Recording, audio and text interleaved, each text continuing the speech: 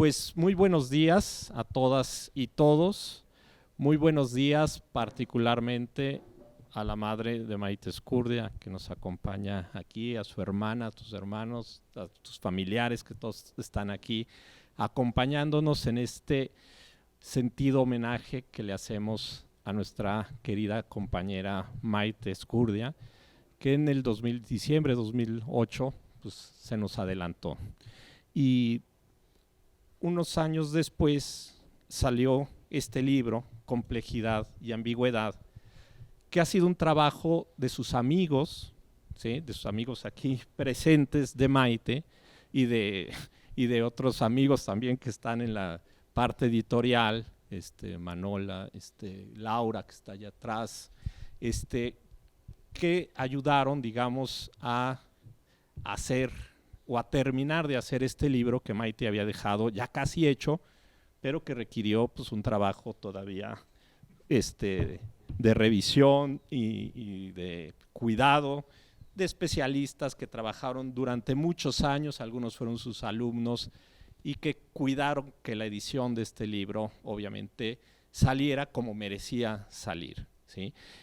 Me acompañan aquí en esta mesa Axel Barceló, Mario Gómez, Ricardo Mena, que todos han sido compañeros, colegas muy cercanos, alumnos muy cercanos a Maite, en una trayectoria, digamos, de muchos años que ella tuvo aquí y que dejó esta huella, pues que se nota justamente estando nosotros todos aquí presentes para pues honrar su memoria y acordarnos pues de esa amistad que dejó entre todos los que estamos aquí.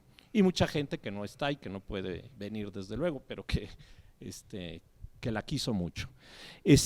Vamos entonces a iniciar esta presentación del libro de Maite. Yo les voy a hacer algunas preguntas a los participantes pues para iniciar un diálogo, no es una presentación técnica, especialmente técnica, ¿no? O como ustedes quieran. Pero comenzaré lanzando una pregunta sobre el libro. ¿Cuál es para ustedes la principal contribución de complejidad y ambigüedad del libro de Maite? Y si tuvieran que elegir alguna idea especial, una idea particular, ¿cuál sería? ¿Sí? Le doy la palabra, empezando por los menores, a Ricardo. Okay. Bueno, gracias, Juan. Y bueno, pues es un gusto estar en la presentación del libro y gracias a todos por venir. Bueno, sobra decir que extraño mucho a Maite como colega, como maestra, como filósofa. Y nada, fue un placer volver a leer el libro para esta presentación. Y nada, pues la pregunta. Bien, a mi gusto, la contribución principal del libro de Maite, vamos, cuando leí el libro, lo que realmente me gustó y me enseñó mucho es una cuestión de carácter metodológico. Entonces creo que ella contribuye muchísimas ideas a la filosofía del lenguaje en este libro, pero principalmente creo que la idea más importante es de tipo metodológica. Entonces, típicamente en filosofía del lenguaje y en semántica, solemos pensar que para decidir cuál es el significado de una expresión lingüística, digamos el nombre Axel, lo que tenemos que hacer es voltear a ver a una colección de oraciones en donde ese nombre aparece. Entonces tenemos que voltear a ver oraciones como Axel es filósofo, Axel es una buena persona, Ricardo cree que Axel es muy interesante, Axel pudo no haber sido filósofo, necesariamente Axel es filósofo, y lo que buscamos es un candidato a significado que logra explicarnos por qué todas esas oraciones tienen las condiciones de verdad que tienen, por qué son verdaderas en ciertas situaciones, por qué son verdaderas en ciertas otras.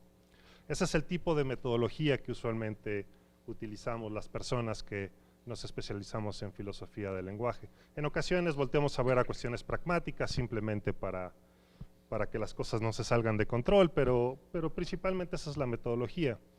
Y a mi gusto, una de las contribuciones o la contribución principal del libro de Maite es explicarnos por qué esa metodología que tanto usamos es deficiente, nos puede conducir a resultados equivocados. Entonces, lo que Maite piensa es que, sí, por supuesto, para decidir cuál es el significado de una expresión, de un nombre como Axel, tenemos que voltear a ver a todas esas oraciones, tenemos que considerarlas. Pero hay otra cuestión que también es súper importante y que usualmente no tomamos en cuenta, y es la función que esa expresión lingüística desempeña en el lenguaje. Entonces, por función, Maite entiende lo siguiente. La función de una expresión lingüística es aquello que explica por qué esa expresión lingüística se continúa replicando. Entonces, los nombres propios, como Axel, como Ricardo, como Maite, se han usado por miles de años. Es un tipo de expresión lingüística que se replica y se replica y se replica. El lenguaje no ha abandonado ese tipo de expresiones. Y bueno, esta noción de función, Maite la toma de la biología y de la filosofía de la biología. Entonces es natural decir cosas como la función del corazón es bombear sangre. La razón por la cual los corazones se replican y se replican, la razón por la cual mi abuelo tuvo un corazón, mi madre tuvo un corazón y yo tengo un corazón, es porque estas cosas bombean sangre. Esa es su función. Eso es lo que nos explica por qué se siguen replicando.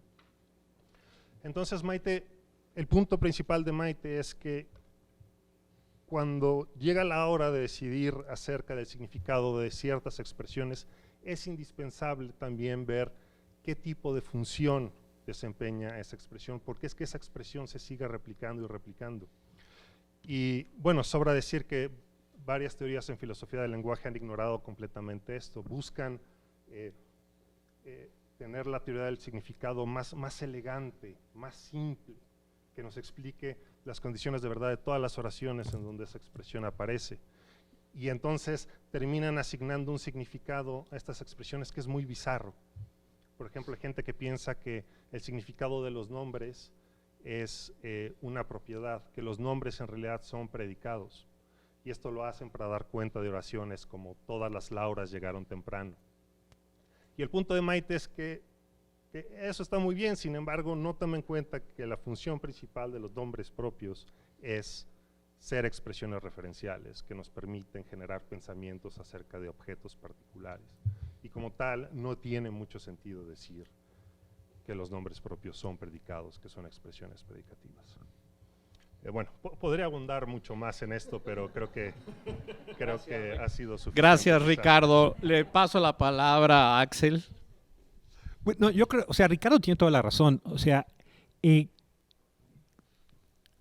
pero yo no quiero repetir lo que ya dijo Ricardo, porque creo que efectivamente es muy clara Maite acerca de cuál es el punto principal que quiere hacer en el libro, y es precisamente el que acaba de decir Ricardo, que es pensar el lenguaje en términos de cuál es su función, ¿no? Es decir, no su contenido en el sentido de acerca de qué estamos hablando, sino de por qué el lenguaje es como es.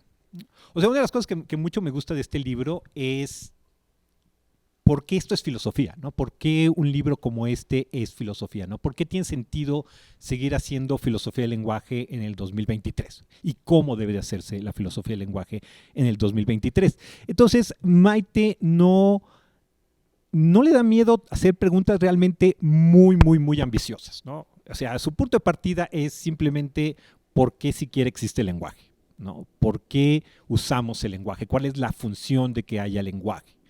Y son preguntas muy complicadas, y luego hace ese trabajo muy interesante de ligar esas preguntas muy generales, muy abstractas y muy ambiciosas con problemas y ejemplos muy particulares, ¿no? O sea, ¿por qué decimos ese compañero de la camisa negra para referirnos a en vez de decir su nombre, ¿no? O sea, por cuándo utilizamos una cosa. Cosas que podrían parecer, como ya dijo Juan Antonio, muy técnicas y muy áridas. Ella las liga con estas preguntas más grandes, ¿no? Es decir, ¿por qué este lenguaje es como es? ¿No? Y de qué manera vamos a responder este tipo de preguntas. ¿En qué sentido esto sigue siendo filosofía y no lingüística? Por ejemplo, eso fue una de sus preguntas que más le preocupaban, especialmente al final de su carrera y en las que más tuvimos discusiones. Ella pensaba que la filosofía del lenguaje tenía que ser muy descriptiva, pero este libro no es descriptivo al mismo tiempo, no es completamente descriptivo, sino que tiene una visión filosófica de lo que es el lenguaje, ¿no? En particular, lo que quiere conservar Maite de su imagen, de la imagen del lenguaje, la imagen filosófica del lenguaje, es que el lenguaje es un medio para relacionarnos con nosotros y con el mundo, ¿no? Es decir, a través del lenguaje nosotros podemos coordinarnos con otras personas para interactuar de una manera exitosa con el mundo.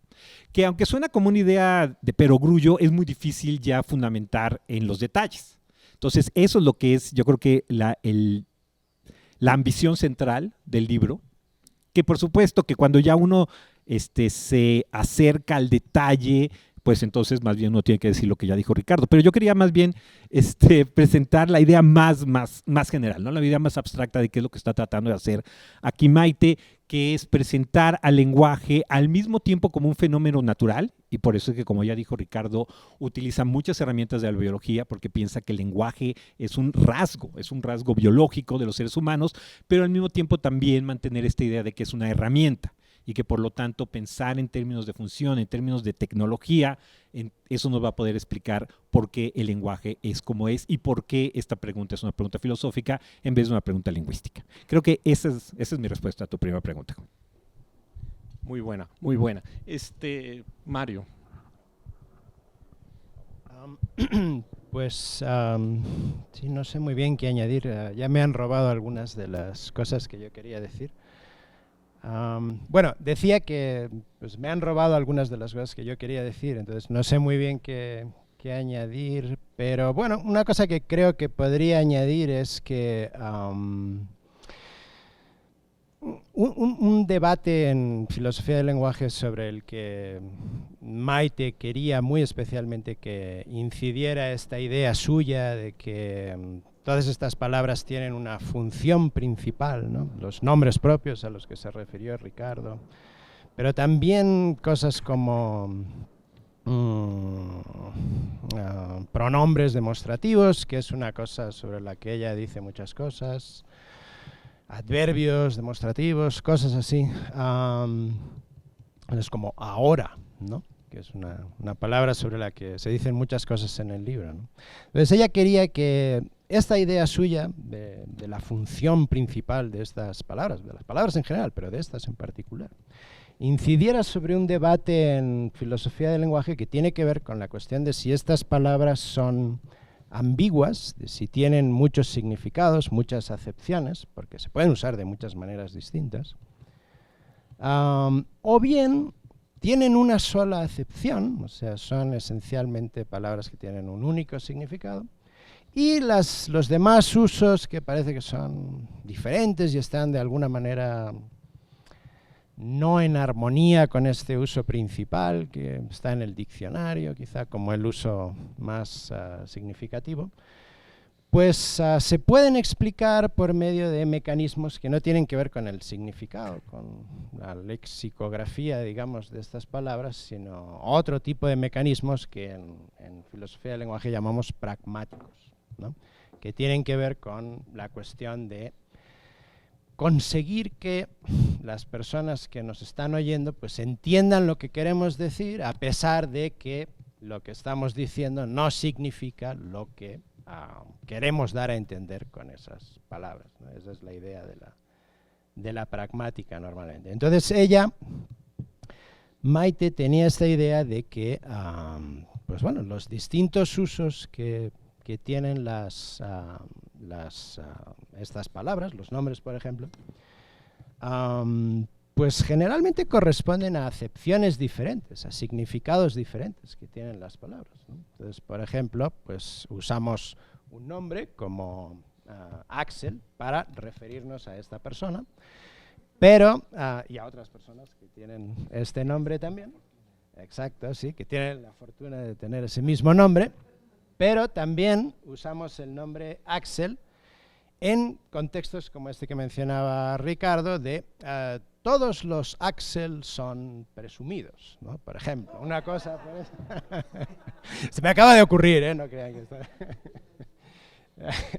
Y no estoy dando a entender que Axel sea presumido, que este Axel sea presumido. Entonces, en ese uso de todos los Axel, no estamos hablando de una persona en particular, sino que estamos, parece, hablando de una propiedad, quién sabe qué propiedad, pero bueno, parecería que la propiedad de llamarse Axel, ¿no? Entonces ella, pues una de las cosas que quería hacer era, pues sí, sostener esta tesis de la ambigüedad, ¿no? Que queda más clara en el caso de otras palabras, no tanto con los nombres, pero sostener al mismo tiempo que había una acepción principal, ¿no? Y es esta acepción principal a la que se refería Ricardo, de la que da la función a la palabra, ¿no? La que permite que la palabra sobreviva a lo largo de mucho tiempo en el lenguaje, ¿no? Que en el caso de los nombres es justamente esta acepción de referir, ¿no? La acepción de referir, ¿no? Entonces yo creo que es creo que esta sin duda es parte de lo que sería la contribución principal del libro, ¿no? Incidir en este debate acerca de si estas palabras son muy ambiguas o bien son una cosa un poquito más restringida en cuanto a su significado, y los distintos usos que tienen se pueden explicar, como decimos nosotros, pragmáticamente, ¿no? De otra manera. Creo que esto es lo que podría añadir a lo que dijeron mis colegas. Gracias, Mario. Siguiente pregunta. ¿Cuál sería el aspecto polémico del libro? O, quizá decirlo en otros términos, ¿qué nos deja o qué les deja a los filósofos del lenguaje, Maite, de tarea para seguir, en este sentido? ¿Tú quieres? Sí, yo quiero empezar.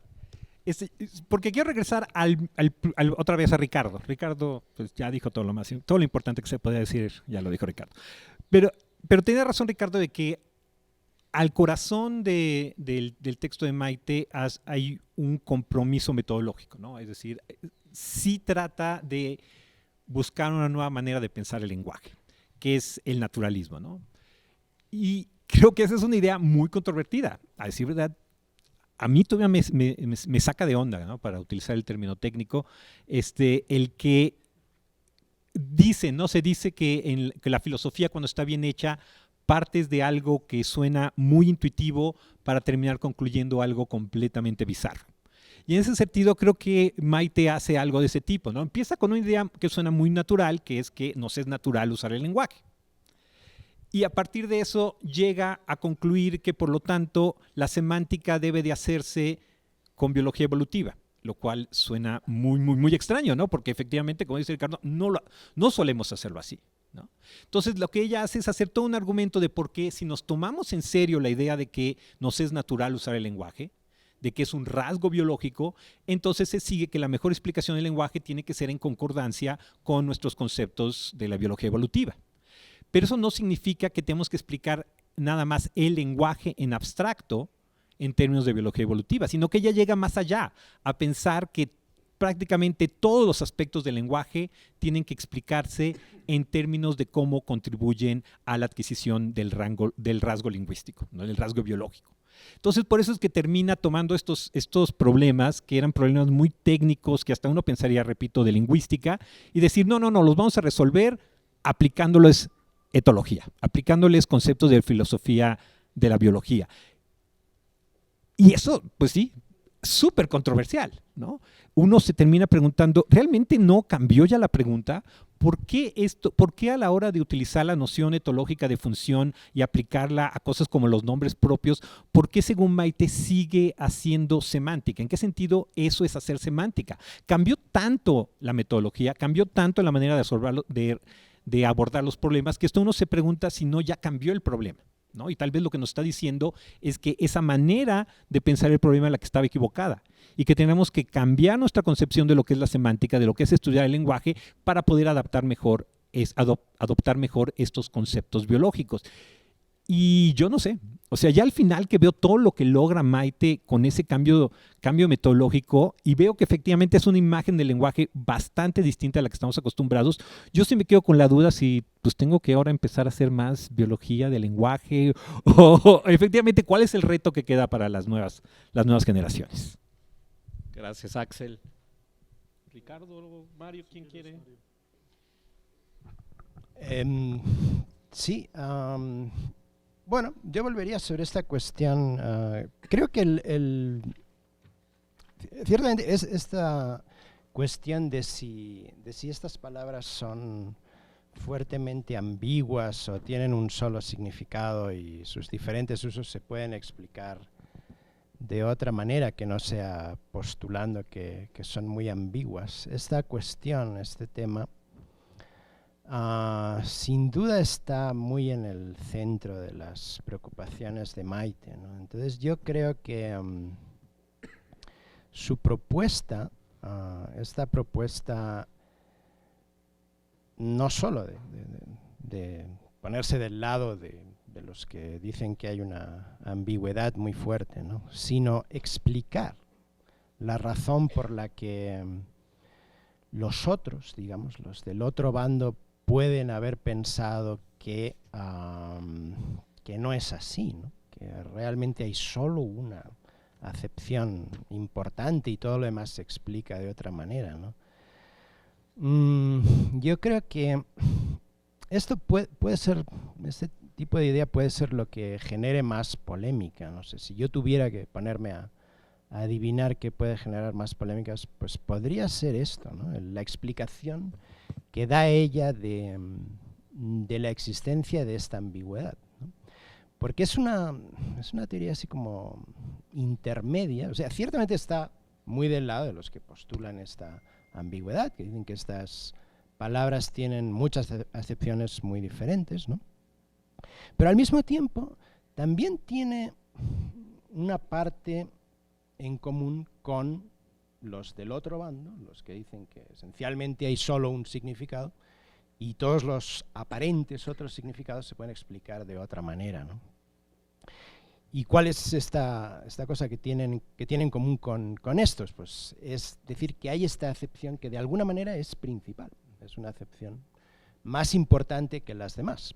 Y la justificación justamente de que sea más importante, pues tiene que ver con estas cuestiones de que es una acepción que de alguna manera sobrevive, ¿no?, en virtud de mecanismos evolutivos, biológicos en algún sentido, durante mucho tiempo, mientras que las otras de alguna manera pues son secundarias en este proceso evolutivo, en este proceso de emergencia, ¿no?, como acepciones, ¿no? Entonces, yo creo que esto, pues esperemos que la gente se lo tome en serio, y una vez que se lo tome en serio, sin duda alguna esto va a generar una polémica, ¿no? Si la gente lo estudia y lo considera a fondo, pues sin duda va a ser una cuestión polémica, ¿no? Seguramente la idea va a ser más bienvenida por parte de los que consideran que hay esta ambigüedad, entonces lo van a ver como una interesante contribución a su idea, ¿no?, y una posible explicación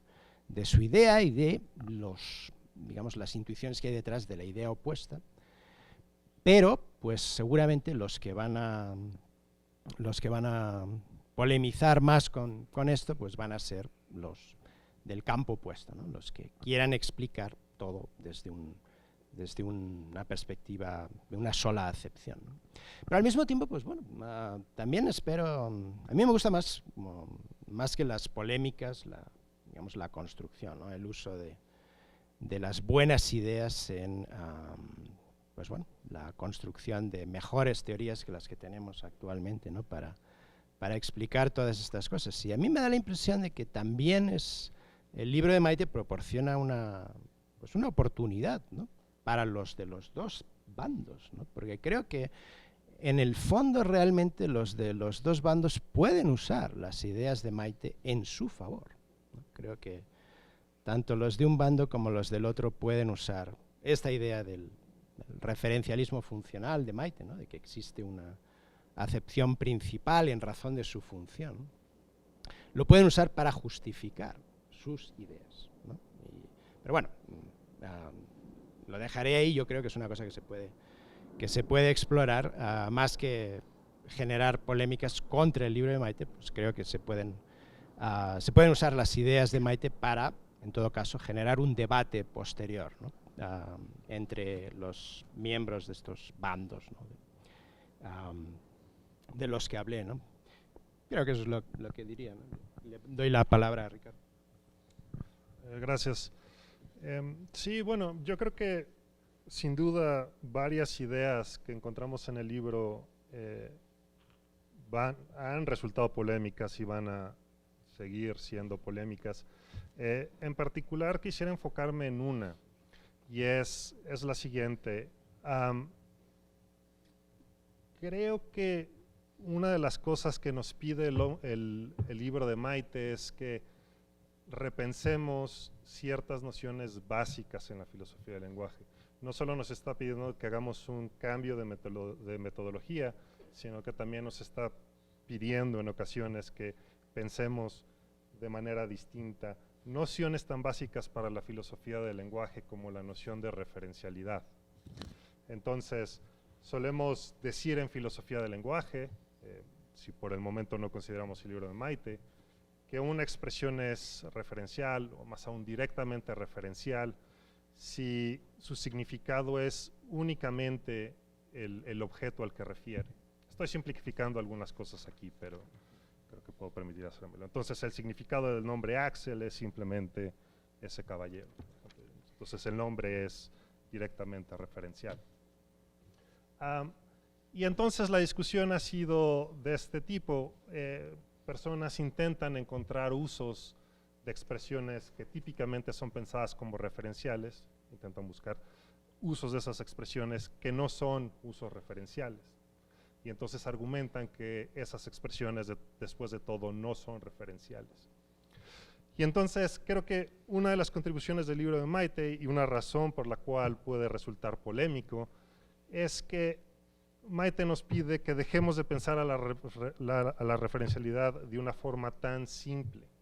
Que una expresión sea referencial o no, no solo es cuestión de si únicamente refiere a su referente o si tiene usos que son referenciales y usos que no son referenciales.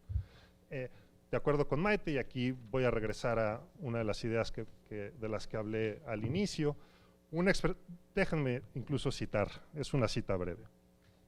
Maite dice, según el referencialismo funcional, la postura que ella defiende, una expresión es referencial si solo si su función o una de sus funciones es ser usada referencialmente. Esto es, si solo si su función o una de sus funciones es contribuir a la expresión y comunicación de pensamientos singulares de cierto tipo. Entonces, la idea es que una expresión es referencial dependiendo de la función que tiene.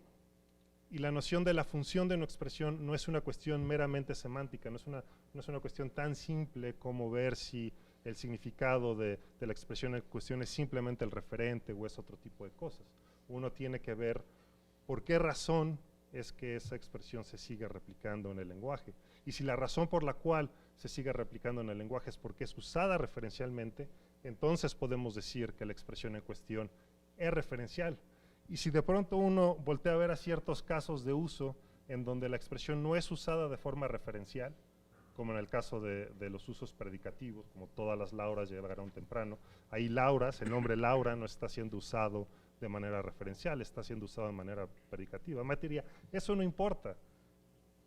Si el nombre referencial o no, no tiene nada que ver con que haya algunos usos que no son referenciales. Lo importante es que lo que explica por qué el nombre se sigue replicando es que tiene usos referenciales y en virtud de eso es que es referencial.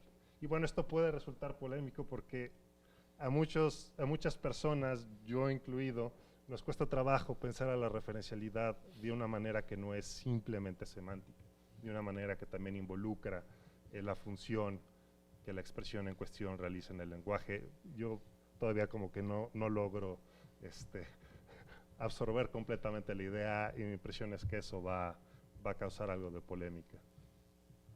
Gracias. Gracias, pues tenemos, creo, abiertos muchos caminos para discusiones que se vienen.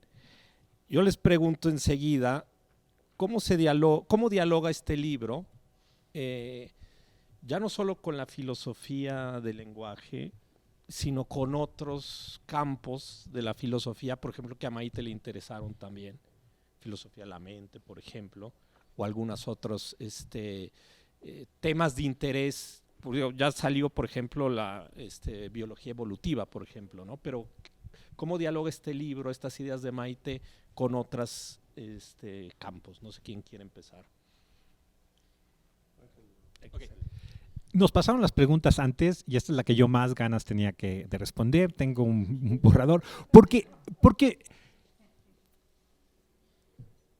extraño mucho a Maite, ¿no? Y una de las cosas que más extraño es que yo aprendí mucho de ella acerca de cómo ser filósofo, ¿ok? Cómo hacer filosofía, ¿no? Cómo realmente ser filósofo, porque si ustedes la conocían, sabían que Maite era una persona que entendía muy bien que la investigación no se hace encerrada en un cubículo o en la biblioteca, sino que se hace en una comunidad, ¿ok? Ella me enseñó mucho acerca de lo importante del trabajo en equipo, en algún sentido, pero en el sentido de que todos somos un equipo. Toda la comunidad filosófica somos un equipo que está trabajando en tratar de entender fenómenos tan complicados como el lenguaje, como la mente, como el lugar del ser humano dentro de la naturaleza. Estas grandes preguntas solamente se pueden responder si nos distribuimos el trabajo entre todos. Y ella hizo el trabajo, hizo el esfuerzo, pero aparte nos enseñó a hacer el esfuerzo de crear estos equipos de trabajo. A mí me gusta mucho que el libro, en sus agradecimientos, empieza precisamente agradeciendo a los seminarios, estos 2 seminarios en los que ella jugó un papel muy, muy, muy importante, que son el Seminario de Filosofía del Lenguaje y el tristemente desaparecido Seminario de Filosofía de las Ciencias Cognitivas, que gracias a ellas han sido una comunidad de investigación muy rica. Y entonces, a la pregunta de cómo está relacionado este libro con el resto de lo que se hace en filosofía en México, pero también en Latinoamérica, está muy ligado al hecho de que este libro surgió ahí. O sea, ella no lo escribió encerrada en su cubículo o en la biblioteca, sino que se escribió en discusiones que teníamos en el teléfono, en el pasillo, en los seminarios, día a día, ¿no? Sí fueron muchos años de estarlo trabajando, pero muchos años en los que estuvimos dialogando con nosotros, escuchándonos y al mismo tiempo también diciéndonos cosas. Entonces, si tú, no sé, ahora revisaras toda la gente que trabajamos en esos equipos, ¿no? Traigo más o menos una lista porque no quiero olvidar, porque, bueno, aquí está Ricardo, aquí está Mario, estoy yo, pero por supuesto Laura Campos, Carmen que está ahí, no sé, por eso lo escribí, Lenny Clapp, Armando Lavalle, Raúl Rodríguez, Carla Merino, Martín Abreu, Afamir Montenegro, Montero, perdón. Agustín Rayo, toda esta comunidad que pasamos por ahí, si alguien, no sé, algún historiador del futuro leyera todo lo que hemos publicado en estos últimos años, se daría cuenta de que no somos un montón de gente escribiendo sobre un montón de cosas, sino que hay algo así como una tradición de filosofía del lenguaje en el instituto o en México o en Latinoamérica que está muy ligado a estos diálogos.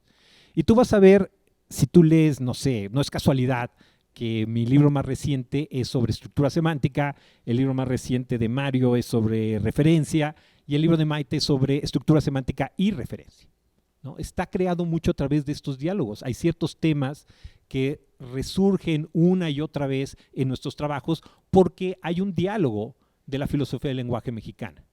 Y yo creo que así es como se debería también de leer este libro, ¿no? Inserto en esta tradición que ella construyó en el esfuerzo diario, ¿no? Es decir, no solamente está dedicando el tiempo a leer el paper, a discutirlo, sino también a crear las bases institucionales, si queremos decirlo así, que permitan que exista ese diálogo y que podamos seguir haciendo este tipo de trabajo.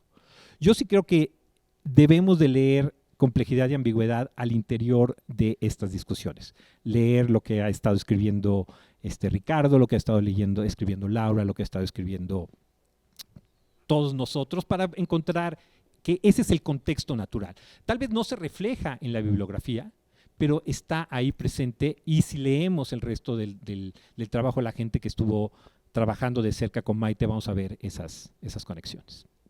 Gracias. Mario.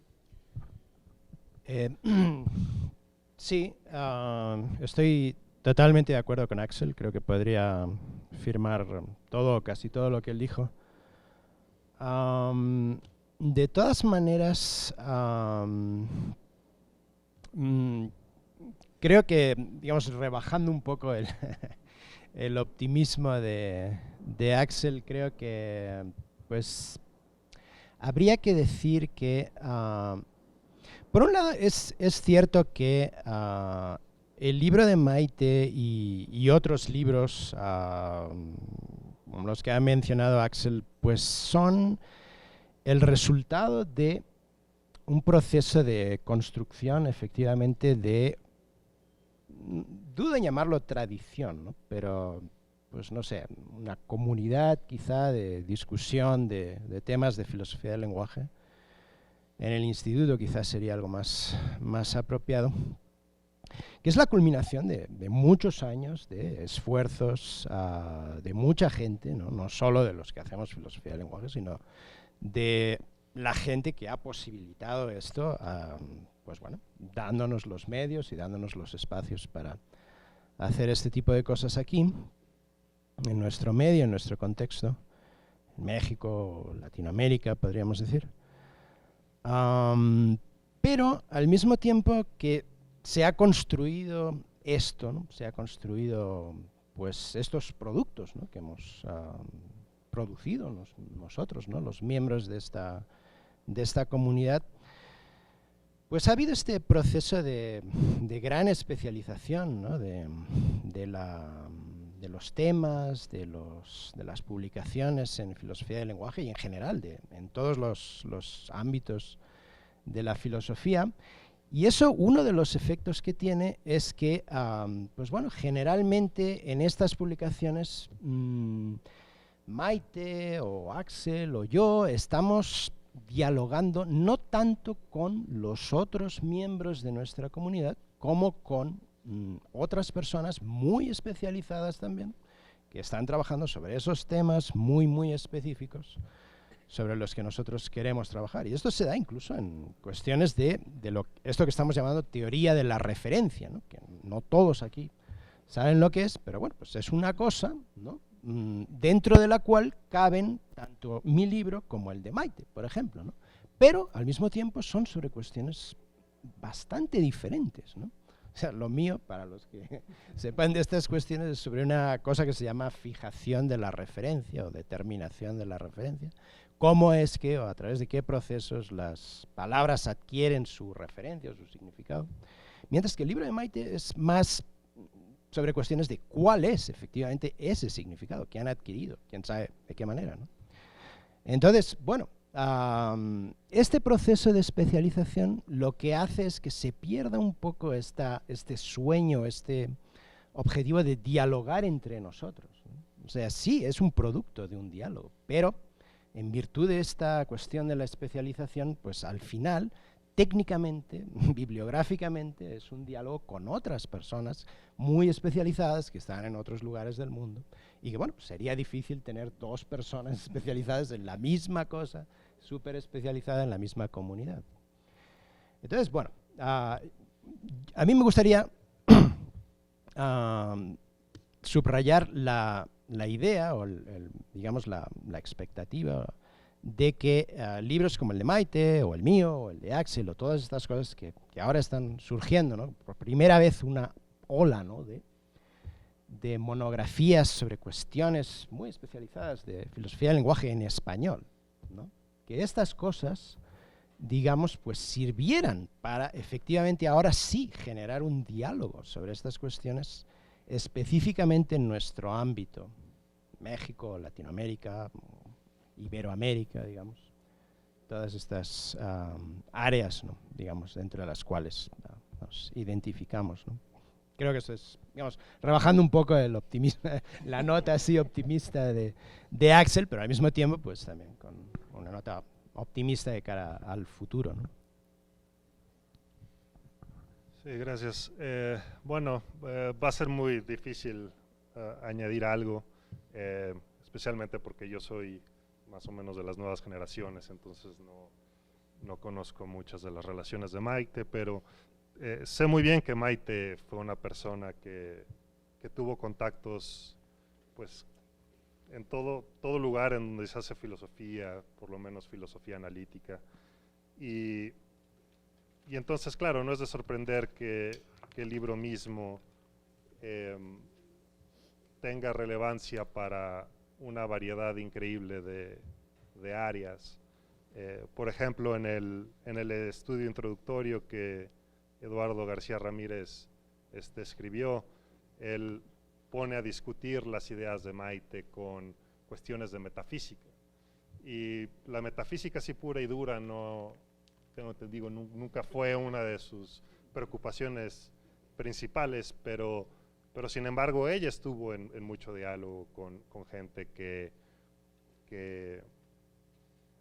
se especializa en esta área, y entonces claro, no es de sorprender que gente de ese tipo incluso encuentre ideas fructíferas en el trabajo de Maite. Y había planeado guiarlos por la discusión, pero creo que creo que estaría fuera de lugar después de estas dos presentaciones tan ¿cómo decirlas? De carácter distinto. Entonces no tengo más que decir acerca de esto, pero sí, quiero hacer eco, ya se dijo. Bueno, antes de ir a la última pregunta que estaba en el cuestionario original, yo les haré una más, añado una más. Desde luego Maite ayudó a fortalecer la filosofía analítica de una manera importantísima en este instituto. Ya creo que se ha avanzado un poco en una respuesta que, digamos, que es que yo busco con la pregunta, es ¿cómo estamos? ¿Cómo nos deja Maite la filosofía analítica, la filosofía del lenguaje? ¿En qué situación ven ustedes que son esa parte de esa comunidad? ¿Cómo estamos? ¿Quién quiere empezar? Ricardo, ¿tú qué te dejaron Bueno, creo que hay dos cosas que recalcar, y es que pues la presencia de Maite creo que fue central para el desarrollo de la filosofía del lenguaje en México. Claro, no es la única persona que tuvo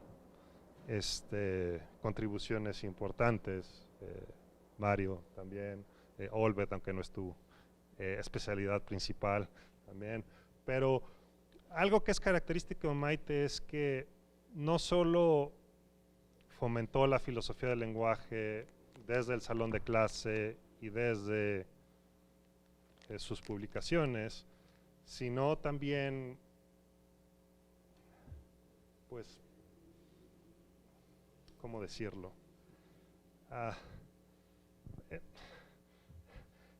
En los comités, expresando sus opiniones frente al Consejo Interno, hablando con las y los directores que hemos tenido, propulsando cierto tipo de contrataciones. Ella hizo muchísimo de ese tipo de trabajo y la verdad es difícil exagerar lo importante que fue para el instituto que vemos ahora. Yo recuerdo, de pronto recibí un correo, Maite me pedía hablar en su cubículo a las 10. Y uno llegaba al cubículo y estaba terminando de reunirse con alguien, y uno salía del cubículo y había dos personas esperando hablar con ella. Ese tipo de trabajo que ella hacía con mucho cariño, porque en realidad quería el instituto, quería lo mejor para el instituto, fue absolutamente central. Y por supuesto la otra cara de la moneda es que ya no tenemos eso. creo que por distintas razones, pues ese tipo de trabajo ya no se está haciendo con tanta intensidad como lo hacía ella, y pues los resultados son observables. Entonces su falta se puede ver en muchos aspectos.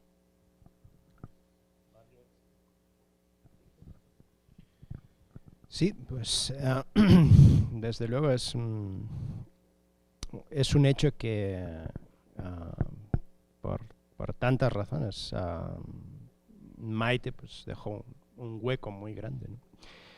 Y en particular lo dejó en esta cuestión más o menos intangible, bueno, al menos no se refleja en libros, publicaciones, tesis, clases, este tipo de cosas, pero bueno, pues esta labor de relacionarse, de influir a través de la participación en comités, en fin, todo este tipo de trabajo, ¿no? de relaciones, ¿no?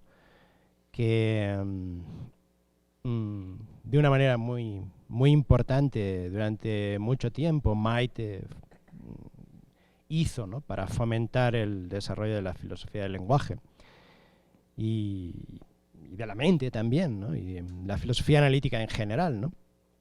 En el instituto y en México y en Latinoamérica en general, ¿no? A través de su trabajo, por ejemplo, ayudando de manera fundamental a crear la Asociación Latinoamericana de Filosofía Analítica. Todas estas cosas pues se han ido, ¿no? Se han ido porque Maite era una persona, además de tener todas estas grandes cualidades filosóficas o académicas, pues tenía también estas cualidades de otro tipo, que ayudaban, ¿no? A construir estos espacios, estas comunidades en las que se desarrolló la filosofía del lenguaje de una manera pues especialmente fructífera, gracias a ella, en muchos sentidos, ¿no?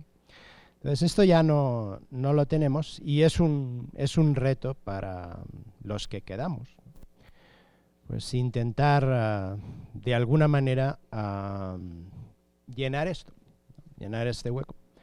No es algo que se puede hacer fácilmente, pero pues bueno, seamos optimistas también y esperemos que se pueda continuar de alguna manera el trabajo que ella hizo en este sentido. Híjoles, esta sí es una pregunta muy, muy, muy, muy compleja y creo que mis colegas tienen razón de que hay una respuesta optimista y una respuesta pesimista. Voy a empezar igual que mis colegas con la respuesta optimista, que es que Maite sabía que no iba a estar siempre con nosotros. Entonces también hizo mucho trabajo de que no fuera necesario, ¿okay? De que su pérdida no fuera un golpe tan fuerte a esta manera de hacer las cosas bien, de hacer investigación bien. Ella, cuando nosotros estamos trabajando, esta parte de trabajar en equipo, ella siempre estaba pensando efectivamente de qué iba a pasar cuando ella no pudiera hacer ciertas cosas, quién las iba a hacer. Entonces, por lo menos su relación conmigo era mucho de ese tipo, ¿no? O sea, ella me enseñó desde cómo hacer un coloquio, ¿no? Cómo organizar un seminario. Me delegó el seminario de Filosofía de las Ciencias Cognitivas cuando era yo todavía muy joven. Y no sabía si lo iba a hacer bien, pero estuvo ahí enseñando. O sea, es decir, no quería solamente que la filosofía analítica y este tipo de filosofía rigurosa alrededor de la relación entre lenguaje, mente y mundo descansara en sus propios hombros, sino que nosotros también aprendiéramos a mantenerla como una tradición viva. Hizo ese trabajo para que ahora podamos ser optimistas de que, pues sí, ya la filosofía analítica está para quedarse, no se van a deshacer de nosotros tan fácilmente, aunque se intente. Creo que sí, la historia de la filosofía en México cambió literalmente con el trabajo de Maite. La manera en que hacemos filosofía actualmente está ya muy afianzada de ciertas maneras que es muy difícil que desaparezca. Aunque hubiera momentos en los que ella misma estaba preocupada de que la filosofía analítica desapareciera de México. Varias veces ella me lo dijo, ¿no? O sea, sí tengo miedo de que todo mi trabajo, todo nuestro trabajo termine con un legado tan endeble y que en cualquier momento con 2, 3 decisiones institucionales esta tradición acabe. Y así me lo dijo porque realmente estaba muy preocupada, lo cual es muy entendible porque efectivamente las tradiciones son endebles. Pero precisamente porque era consciente de ese riesgo, es que hizo tanto trabajo precisamente para dejar una tradición analítica que ahora creo que está muy bien afianzada. Creo que ¿no? Olve no es tan optimista como yo. No, pienso que en México y pienso que en el instituto, pero pienso en México también, efectivamente, gracias a todos estos egresados que ya no están nada más aquí en el instituto, sino que están por tantas partes de México y que también tienen carrera en el extranjero. Creo que, espero que no suene mal decir esto, pero creo que Maite hizo también su trabajo, que no es necesario ya alguien como Maite, porque las circunstancias en las cuales ella hizo su trabajo afortunadamente ya no son estas circunstancias. Creo que tienen razón mis colegas de que por supuesto que la pérdida es gigantesca y lo que ella hacía nunca lo vamos a poder hacer por lo menos tan bien como ella lo hacía, pero creo que por haberlo hecho bien tampoco es necesario. Creo que ya está afianzada la filosofía analítica en México.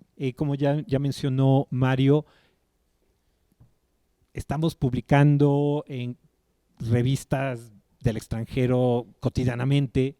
Las revistas en México están publicando publicaciones de alta calidad, se están generando diálogos al interior de México entre pensadores de México. Todo esto era muy raro hace 15, 20 años y ya no es raro gracias en gran parte a trabajo como el de Maite. Y por eso es que ya no es necesario seguirnos preocupando de cuándo va a venir a la cátedra Gauss, el gran pensador. Bueno, no, me da mucho gusto que venga Berto en noviembre, pero ya no dependemos tanto de esto. Creo que ya existe esta manera de trabajar muy firme, muy autónoma, que era hacia la que estaban trabajando gente como Maite. Y yo estoy muy, muy agradecido de poder hacer el trabajo que estoy haciendo, de la manera en la que estoy haciendo, gracias a que ella y otros más, tienes razón, por supuesto, Olved es una de las personas de las que más estoy agradecido, de que todos los días puedo hacer lo que estoy haciendo gracias a que Olved hizo lo que hizo en esos años, ¿no? Ese es el legado, de esa generación, de generaciones de arriba que nos permitieron poder hacer una filosofía profesional del día a día en México y en gran parte en español. Excelentes respuestas que hemos escuchado aquí y efectivamente el legado de Maite y la parte institucional de su trabajo fue sorprendente, al grado que si Maite estuviera aquí estaría ahorita ocupada en elegir al próximo rector de la universidad y eso nos daría una confianza gigante de que iba a hacer una decisión buena, a ese grado, digamos. Entonces, claramente Maite tuvo todo este trabajo institucional tremendo y es incansable porque se multiplicaba en todos los frentes, desde escuchar al alumno hasta estar escuchando a todos los que circulaban para las elecciones de la universidad, para directores, estar escuchando a todo mundo. Era sorprendente esa capacidad de trabajo. Y hablando de trabajo, y esta es la última pregunta, ¿cómo describirían los editores de este libro ya su experiencia para sacar este libro, Complejidad y Ambigüedad? Hace rato cuando introducía esta mesa, Axel hizo una cara ahí como de fue mucho trabajo esto.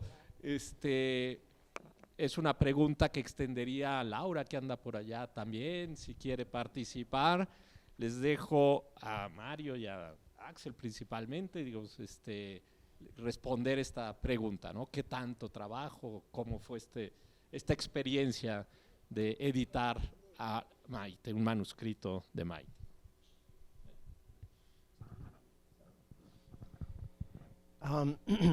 Bueno, pues como tantas cosas en la vida, pues tuvo su lado bueno y su lado malo. El lado malo, pues fue que, pues sí, como Axel daba a entender con su gesto, entonces pues fue un trabajo que llevó un tiempo y fue un trabajo considerable. En buena medida porque, no sé, yo tuve una sensación extraña, no sé si Axel la comparte, ahora nos dirá. Aunque digamos el borrador, ¿no? El manuscrito, como se dice, del libro que nos llegó, pues estaba prácticamente terminado, ¿no? Era una cosa que realmente tenía la forma de un libro y no, digo, podríamos haber optado por la opción de simplemente publicarlo tal como estaba y quizá añadir una serie de notas o comentarios, ¿no? Optamos más bien por una vía un poco más complicada, ¿no? que era la vía de, bueno, pues hacer un poco nuestro el libro, ¿no? Hacernos un poco como autores también del libro, ¿no? Leerlo lo más cuidadosamente que pudimos y pues allí donde pensamos que podía hacer falta una corrección, un añadido, ¿no? Este tipo de cosas, pues nosotros lo introducíamos, ¿no? De alguna manera. Entonces esto es lo que, bueno, esa es una de las cosas que hizo un poco largo el proceso de edición, en el cual estuvimos ayudados de una manera fundamental y clave por Laura Manríquez, que espero que venga aquí a la mesa a decir algunas palabras también, ¿no? Una gran amiga de Maite también, en la que ella siempre confiaba, ¿no? Para darles el toque editorial a sus publicaciones, ¿no? Entonces, bueno, sería la parte mala, entre comillas, ¿no? Por supuesto, pero al mismo tiempo, pues la parte buena es que pues nos metimos, ¿no? A fondo en el trabajo de Maite, ¿no? Quizá comprendimos muchas cosas que quizá no habíamos comprendido, ¿no? Inicialmente, ¿no? Cuando ella había presentado este tipo de ideas en los seminarios, ¿no? En los que participamos nosotros también, ¿no? Y bueno, pues fue una experiencia muy, muy enriquecedora, ¿no? Y desde luego, como siempre que uno publica algo, aunque en este caso pues no sea algo que lleva nuestro nombre, pues nosotros creo que lo vemos como una publicación nuestra también. Y como siempre que uno publica algo, pues nos dio muchísimo gusto, ¿no? Un enorme placer ver finalmente publicado el libro de Maite a finales del año pasado. No, creo que tiene toda la razón Mario. A mí me llegó como que tuvimos estuvo más en serie, entonces yo recibí el borrador, bueno, ni siquiera recibí el borrador, busqué el borrador, buscamos el borrador, buscamos cuál era el borrador más más terminado, estuvimos haciendo trabajo detectivesco en archivos, en documentos, y después ya empezamos el trabajo de edición. Una parte que me gustó mucho, mucho de ese trabajo de edición, de ese agarrar el texto y ver esos enunciados y decir, ¿qué quiso decir aquí Maite? Es que era como continuar un diálogo con ella. O sea, me hacía sentir como si siguiera estando ahí, porque está ahí en el texto. Entonces era muy padre porque oigo su voz, ¿no? Al leer el manuscrito, pues se nota que lo escribió ella, ¿no? El tono está ahí, es ella en esos textos, y tener que efectivamente, como dice Mario, tratar de meterse en su cabeza para poder terminar esos párrafos, esos enunciados, esas notas marginales donde decía, aquí voy a hacer esto, y tú dices, ¿esto qué? ¿Cómo? ¿Qué es lo que querías hacer? Y también, como también dice Mario, como habíamos tenido estos diálogos tanto tiempo alrededor de esas ideas en el seminario, pues también al mismo tiempo me traía esos recuerdos de, claro, recuerdo cuando estuvimos discutiendo eso, esta fue la solución a la que llegaste, por supuesto, es una solución muy elegante, voy a tratar de hacer lo mejor posible para presentarlo de una manera clara. Pero también tenía esta otra parte muy divertida de que uno casi nunca tiene la oportunidad de ver esa parte del proceso de otras personas, ¿no? O sea, hasta cuando le damos un borrador a alguien, no se lo damos más que ya cuando está legible, ¿no? Pero aquí estábamos viendo un borrador que en muchas partes no estaba completamente legible, ¿no? De que teníamos que efectivamente ver esos enunciados que sabíamos que eran enunciados que había escrito así rápido para sacar la idea, pero que después tenía y pensaba pulir para que ya se convirtieran en párrafos ya de veras, y que a nosotros nos tocaba ese trabajo, ¿no? De convertir esas notas, no sé ni cómo llamarlos, en texto. Entonces, poder hacer eso, poder ver cómo alguien más va convirtiendo ideas en texto y poder colaborar de esa manera, fue una cosa riquísima, efectivamente muy complicada. Efectivamente, mi novia me decía lo mismo que dice Mario, o sea, ¿por qué no nada más lo publicaron así? O sea, ¿en qué estaban pensando? ¿Por qué estás haciendo eso, Axel? Porque obviamente me veía ahí, así, pues así, ¿no? O sea, detenido frente al enunciado, pensando, ¿qué voy a escribir ahí, no? ¿Qué es lo que iba ahí? Y me decía ella, ¿por qué siquiera estás haciendo ese trabajo? Pero por supuesto lo hice con muchísimo gusto, como bien dice Mario, es una manera muy distinta de hacer filosofía, es una manera muy distinta de contribuir al diálogo filosófico, pero también es de lo que más me siento orgulloso. La verdad, a mí me da muchísimo gusto de que exista el libro, y pues sí, lo único que queda ahora es que ustedes lo léanlo, la verdad está muy bien, hay muchas cosas, sí es cierto que es técnico, pero también es importante que haya textos técnicos y que la gente los lea aunque sean muy técnicos. Gracias. Laura, que estás por allá atrás, no sé si quieras decir algo, y Manuela también, si tú quieres, que también estuviste. No sé si se escucha desde aquí. Bueno, ¿no? ¿No se escucha? ¿Me oyen? Bueno, ¿qué les puedo decir? Les pongo en el antecedente de que yo tuve una relación editorial y de amistad con Maite que duró más de 20 años, ¿no? Llegamos prácticamente al mismo tiempo a este instituto, ella venía de su doctorado en Londres, yo entré a trabajar en publicaciones y a lo largo de esos 20 años tuve la suerte de verdad de contar con la confianza de Maite para revisar la mayoría de sus artículos y de sus libros, de trabajar muy cercanamente con ella y pues no solo en la elaboración de sus textos, en la publicación de sus textos en inglés o en español, sino también en la época en la que ella fue directora de crítica, tuvo confianza en mí para que me ocupara de la coordinación editorial de la revista y trabajamos, algo que ya mencionaron, en equipo, de una manera estupenda. A mí me encantaba trabajar con ella. Maite era muy rigurosa, muy exigente, muy estricta, pero al mismo tiempo era muy generosa. O sea, siempre pues tenía el tiempo, como dicen, estábamos varios haciendo antesalas, para escuchar, para dialogar. O sea, yo iba con ella, le consultaba las dudas, las decisiones editoriales tomábamos en algunos casos, y ella siempre tenía el tiempo para escucharnos. Le gustaba mucho que trabajáramos, las dos trabajábamos muy temprano, nos reuníamos a las 8 de la mañana, 2 días a la semana, y trabajábamos a esa hora en la que no había nadie en el instituto y le gustaba mucho porque era como la hora más productiva, decía ella. Y de esa manera, yo la verdad es que creo que Maite también fue mi maestra. O sea, muchas cosas que yo logré entender y diferenciar en filosofía del lenguaje por los textos que nos toca revisar, las aprendí de ella. Ella me explicaba, tenía la paciencia de dirigirme a un texto y decir, mira, es que esto viene de aquí y es así, y ponerme ejemplos. Y la verdad, cada encuentro era enriquecedor por este diálogo que manteníamos siempre. Además, un diálogo muy respetuoso.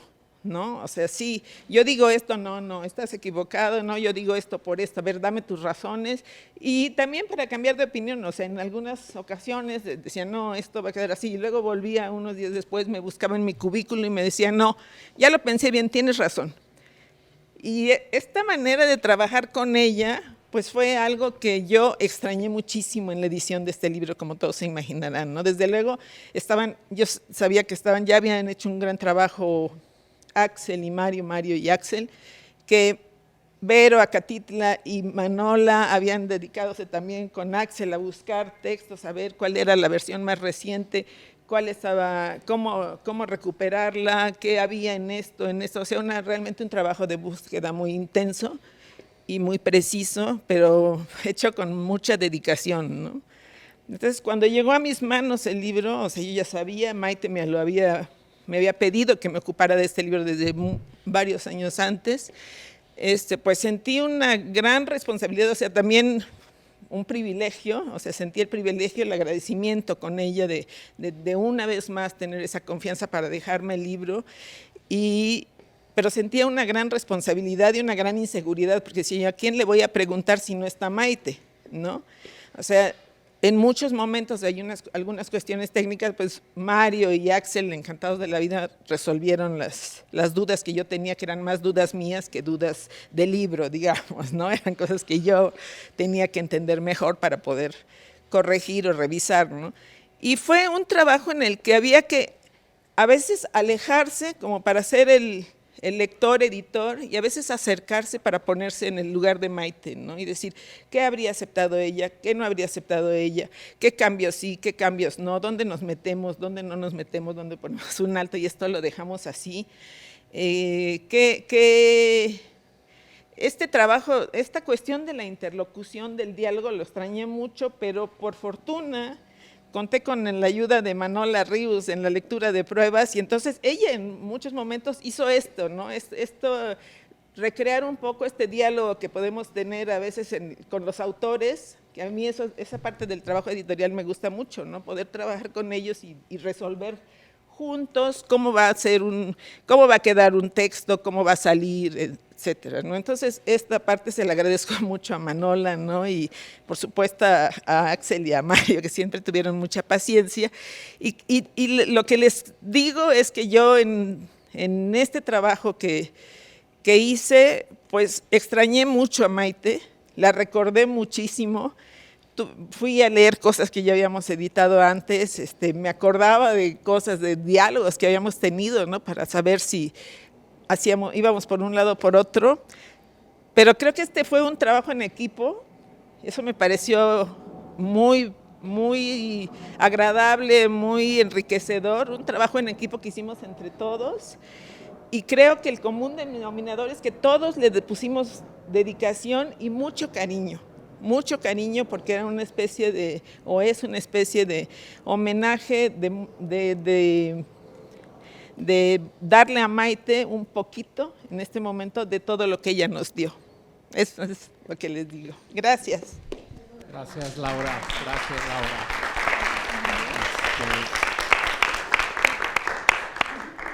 Sí, dígame, Manola, y ahorita te digo. Tu Manola, primero. Bueno, muchísimas gracias. Muchísimas gracias a la... claro. Sobre todo a la mamá y a Lorena, que ha sido un legado maravilloso de Maite para todos nosotros, realmente. No, lo único que yo voy a decir es el trabajo que hicieron todos para sacar el libro adelante fue extraordinario. Verónica Catitla también participó, y con este y con otros trabajos que he leído últimamente. Yo fui alumna de Olvet y confieso que nada más soy el rey de Francia es calvo, sí, solo si es calvo, y yo decía esto no. Pero bueno, a lo largo de tantos años leer, en fin, los textos de Maite, me di cuenta de que pues tienen mucha razón, ayuda muchísimo. Y Maite, en algún momento me enteré que ella quería haber estudiado literatura, haber escrito, ser escritora. Era una gran escritora, desde mi punto de vista, Maite. pero bueno, optó finalmente por la filosofía. Yo me he imaginado, me he preguntado qué tipo de literatura escribiría Maite con esa cabeza tan lógica y tan... Y lo que me he dado cuenta es que a lo mejor escribiría Alicia a través del espejo, Alicia en el País de las Maravillas, pero todo con un lenguaje, y la reina de las letras y de la literatura sería 7 veces más fuerte que todas las reinas de corazones y de demás. Eso sí, lo he disfrutado mucho, tengo muchas visiones, están todos ustedes, todos nosotros, estamos en sus ejemplos, formamos parte de su, claro, de su cosa familiar, pero también de su imaginario fantástico. La capacidad de trabajo de Maite es inagotable y eso creo que hay que rescatarlo todos. Muchas gracias.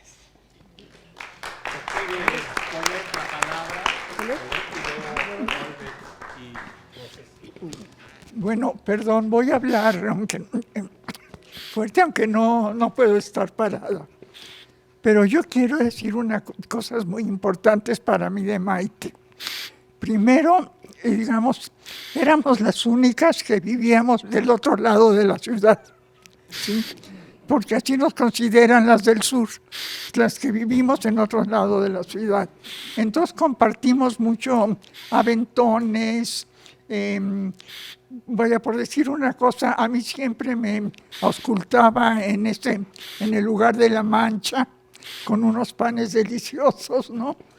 Pero ya académicamente, y por ejemplo, Ricardo Mena fue mi alumno, lo que tengo que agradecerle es que, por ejemplo, al revés de otra persona que un día dijo que después de la filosofía analítica ya no existía el instituto porque habían entrado los de política, ¿no? Entonces, bueno, eso era un poquito agresivo y el apoyo que Maite nos dio. No sé si hubiera sido lo mismo si hubiéramos sido un grupo de personas que hubiéramos leído a Derrida, ¿no? Pero ustedes saben que hay, por ejemplo, todo un grupo de filósofos políticos que se han formado junto a los filósofos analíticos, digamos, y que trabajan en las universidades inglesas, americanas, y que es muy impresionante la repercusión que tuvieron. Solo por decirlo, y así hago un poquito de propaganda, bueno, acaba de salir un libro sobre John Rawls, que tiene artículos de todas las personas así rawlistas de Latinoamérica y de España. Y toda la vida, yo, por ejemplo, me sentí muy apoyada por Maite. Me acuerdo que una vez me dijo, ay, Paulette, necesito que estés, porque va a estar Larry Laudan y va a dar una conferencia de filosofía política. Y yo no sé nada, ¿no? Le dije, claro que sí, Maite. Entonces siempre sentir, vaya, sabía yo perfecto lo que era, cuáles eran sus preocupaciones, ¿no? Pero jamás, por ejemplo, trató de evitar que hubiera otro tipo de disciplinas en el instituto.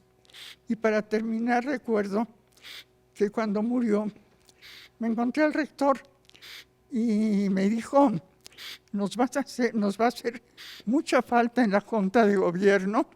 Y yo le contesté, y en el instituto, señor rector. Me dijo así, le dije, absolutamente. Creo que mi respuesta fue, la verdad, que más he sentido que debía yo de decir. Nos ha hecho una falta espantosa y la recordamos y la seguimos queriendo. Gracias. Gracias, Paulette. Olvet.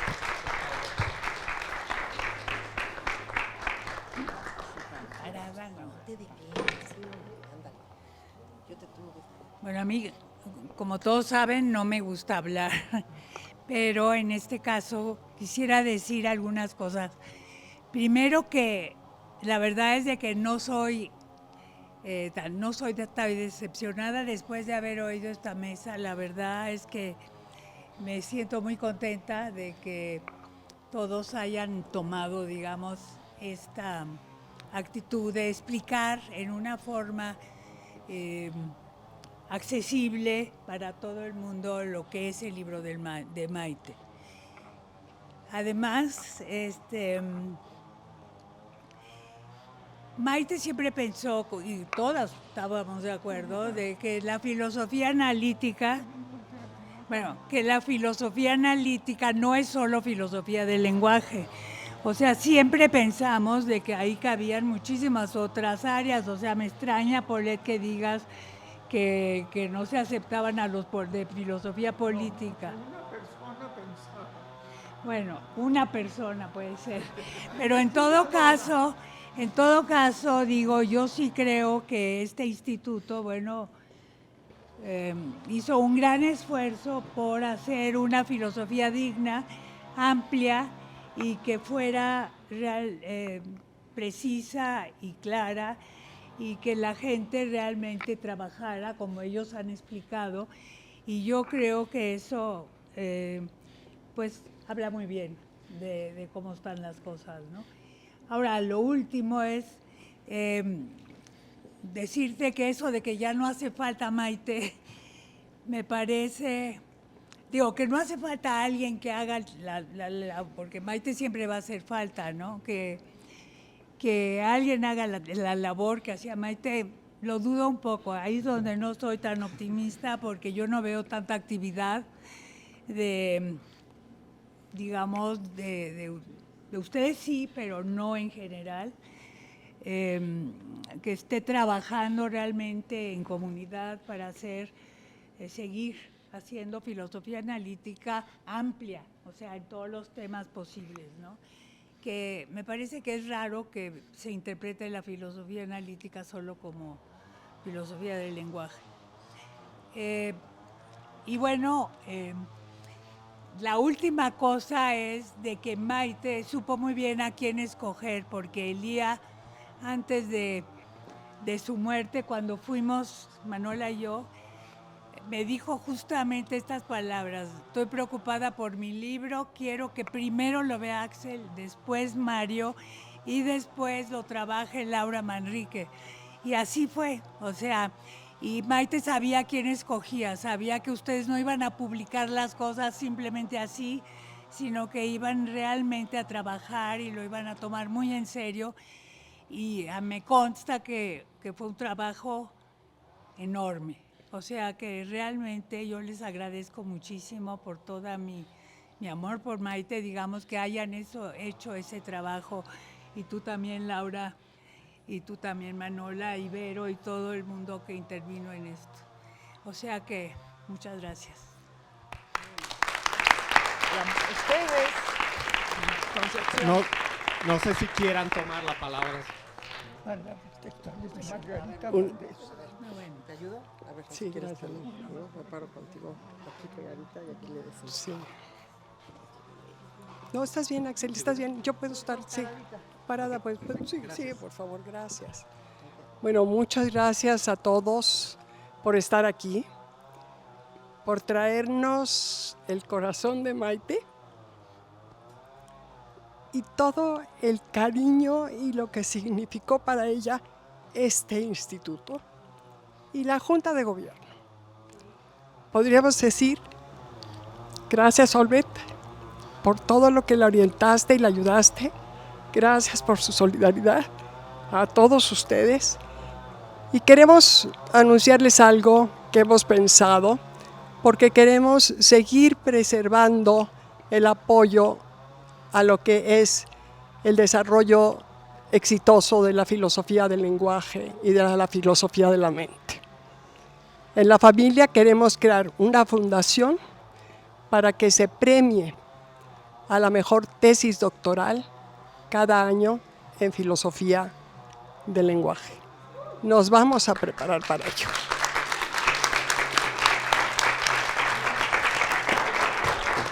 Muchísimas gracias, señora. Nosotros apoyaremos desde luego esa iniciativa. Después platicaremos sobre eso y muchísimas gracias.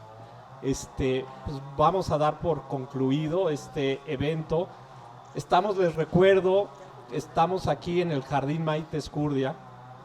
Le pusimos en honor de Maite su nombre.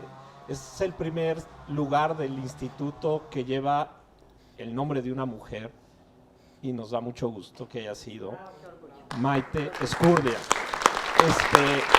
Muchas gracias a todos, muchas gracias.